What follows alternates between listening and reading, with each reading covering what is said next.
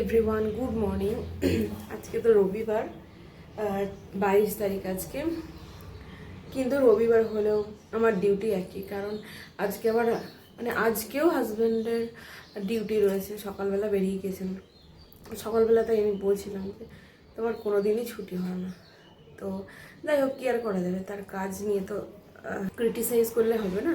তো আমাকে আমার মতো চলতেই হবে, সংসার তো চালাতেই হবে। তো সকালবেলা আমি এখন আমার চা খাওয়া হয়নি, হাজব্যান্ডকে দিয়েছি, তার ব্রেকফাস্টও দিয়েছি। জিও মার্ট থেকে কিছু গ্রসারি নিয়ে আসলাম, যেমন একটু পাস্তা নিলাম, একটু সয়াবিন দিলাম, কটা ওই জেল সাবানগুলো হয় না, জেল বার, তো ওই বার নিলাম। তো হচ্ছে গেল। আর একটা হচ্ছে আজকে রান্না করব মাশরুম, তাই জন্য সকাল সকাল মাশরুম কিনতে গিয়েছিলাম। এবার আমার হাজব্যান্ড বেরোবেন আর আমি মাশরুম কিনতে বাজার যাবো। আমাদের যে ঘর মালিক, সে বললো কি যে এখানে একজন বিক্রি করে মাশরুম, তো সেখান থেকে নাও। তো আমি সত্যি ভাবলাম যে ভালোই হলো, আর বাজার যেতে হলো না। তো মাশরুম নিলাম। দেখবে তোমরা যে ঘরে যে বিক্রি করে না, যে মাশরুমগুলো বানিয়ে, ওই মাশরুম কেন দেখা।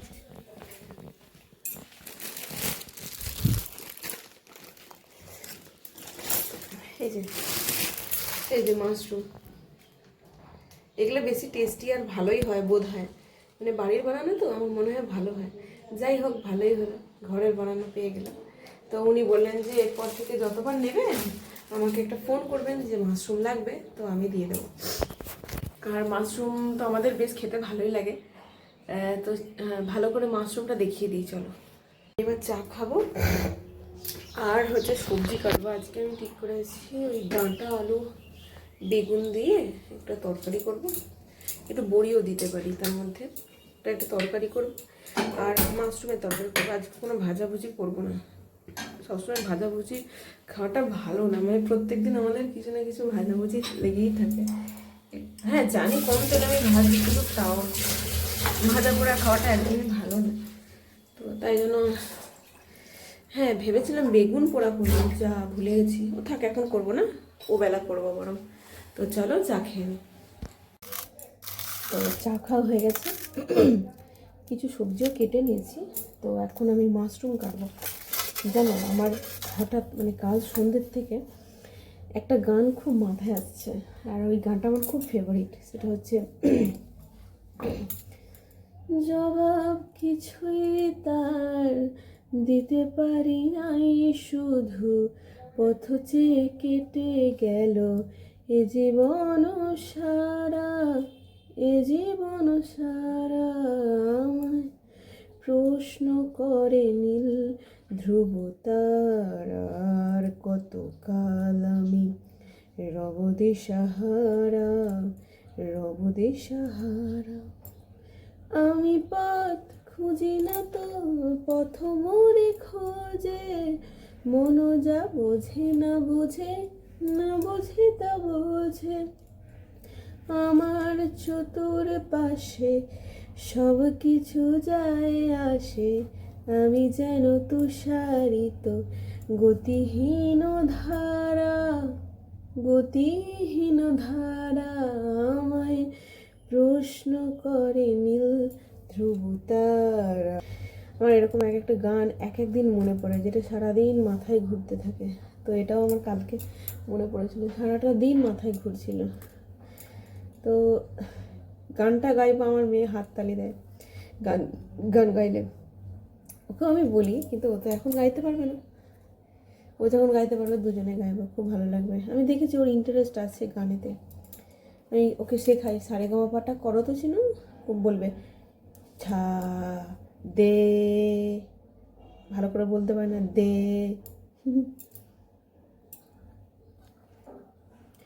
তোমাদের কি এই গানটা ফেভারিট আমাকে জানিও তো।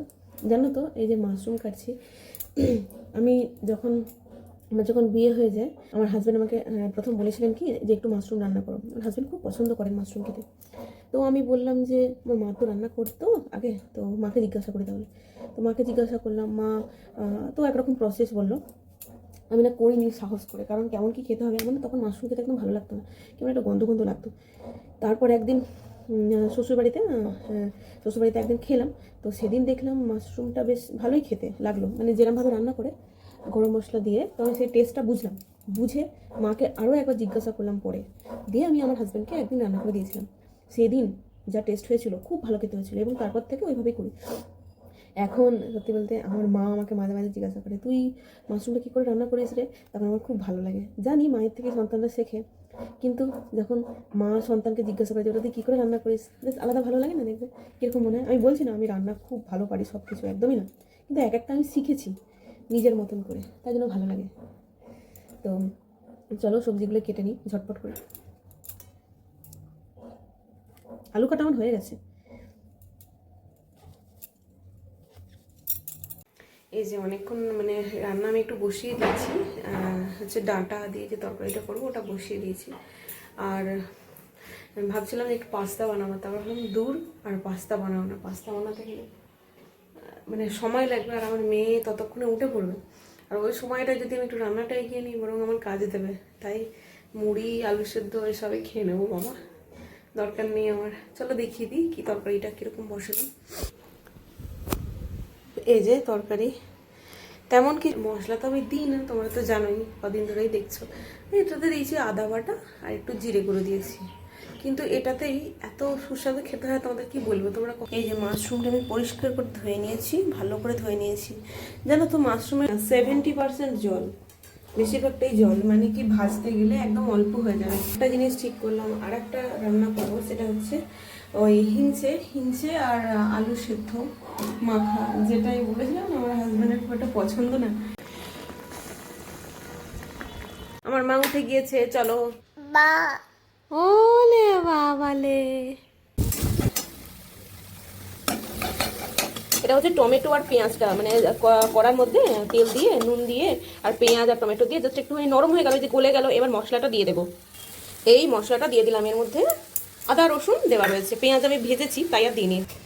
এই যে এখানে ভাজা রয়েছে মাশরুম আর বড়াটা দিয়ে আমি মুড়ি খাবো, আর আলু সেদ্ধ মাখা দিয়ে। আর এই যে হলুদ দিলাম একটুখানি, এবার এতে দেবো জিরে গুঁড়ো, দিয়ে দিলাম জিরে গুঁড়ো। বাটির মধ্যে নিয়ে একবারে মশলাটা দিলে না বেশ ভালো হয়, কিন্তু সত্যি বলতে আমার অত টাইম নেই। আর এই যে দিলাম সামান্য ধনে গুঁড়ো। এবার কষিয়ে নিই। তোমরা কে কে ওই MS ফ্যামিলি চ্যানেলটা দেখো জানিও তো, মানে আমার ব্লগ দেখো যারা, তাদের মধ্যে কারা কারা MS ফ্যামিলির যে ফ্যামিলি ব্লগ, মানে রেগুলার যে ডেলি ব্লগ, সেই চ্যানেলটাকে ফলো করো। আর করি আমি হচ্ছে আকাশ পাপড়িদেরকে ফলো করার আমার একটাই কারণ কি না, ওর বেবি আর আমার বেবি প্রায় মানে একই এজ, মানে ওর বেবিটা আমার বেবির থেকে বড়ো, মানে ওই 2-3 মাসের মতন বড়ো, এই জন্য আমি ফলো করি। তো তোমরা কারা কারা দেখো MS ফ্যামিলি আর আকাশ পাপড়ি আমাকে জানিও তো। সারাদিনের মধ্যে যখন এই জামা কাপড় শুকাতে দেওয়ার টাইমটা আসে না, তখন আমার প্রচণ্ড চিন্তা হয়, কারণ ভাবি যে ন্যাড়া ছাদের মধ্যে কীভাবে কী হবে।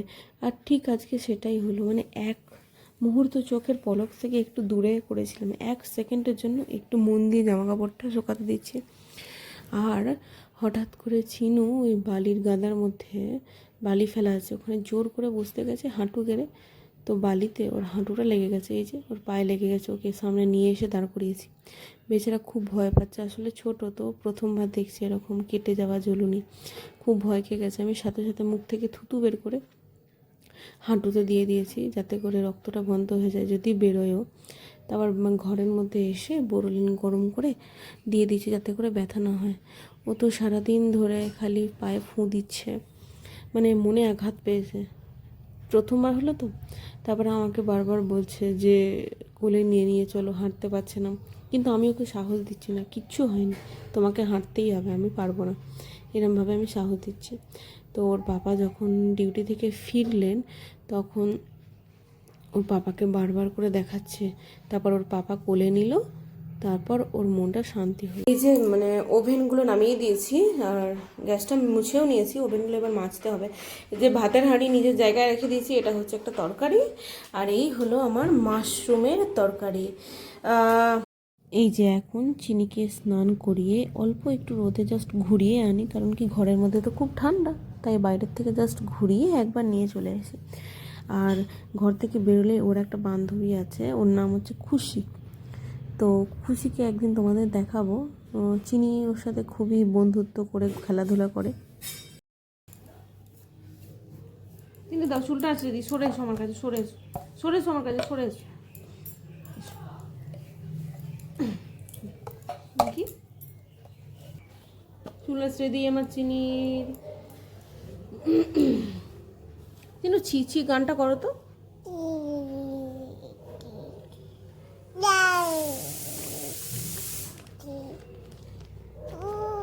আচ্ছা, আর সারে গামা পাটা করো তো, বলো রে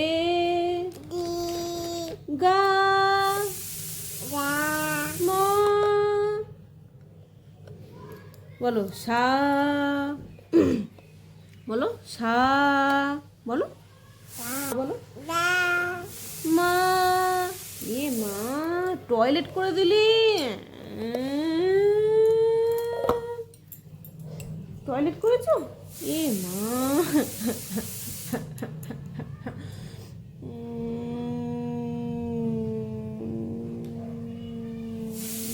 আমি দাও,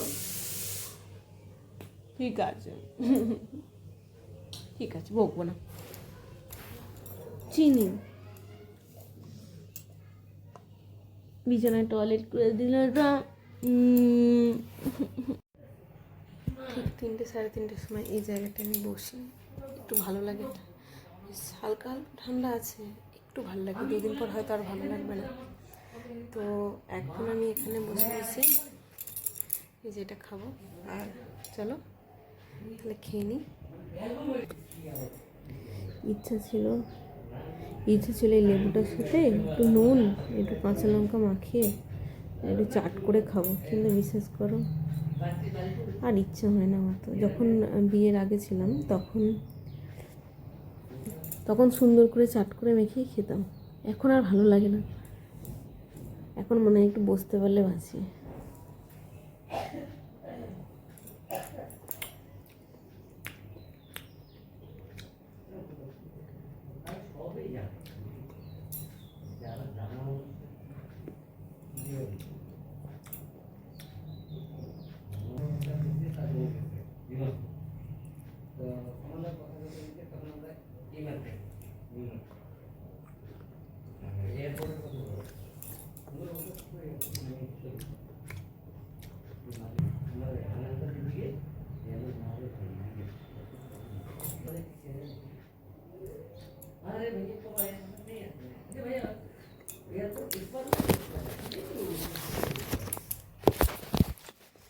তো চলো ব্লগটা এখানেই শেষ করা যাক, বাই।